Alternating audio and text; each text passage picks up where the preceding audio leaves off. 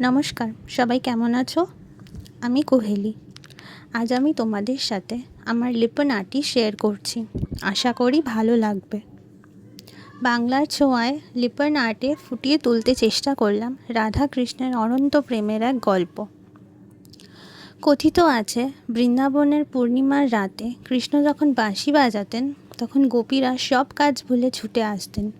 কিন্তু সেই নাচ শুধু নাচ ছিল না, ছিল আত্মার সঙ্গে ঈশ্বরের মিলনের এক অলৌকিক মুহূর্ত। আজ সেই রাসের গল্প মাটির টেক্সচার আর ছোট্ট ছোট্ট আয়নার আলোয় নতুন করে ফুটে উঠেছে। গুজরাটের শিল্প আর বাংলার হৃদয়ের মিলনে যেন তৈরি হয়েছে এক অন্যরকম অনুভূতি, যেখানে কৃষ্ণের বাঁশির সুর মিশে যায় বাংলার কীর্তনের আবেশে। তোমাদের কেমন লাগলো এই রাধাকৃষ্ণের রাসের থিম লিপন আর্টটি? কমেন্টে কিন্তু অবশ্যই জানাবে। আজকের মতো টাটা।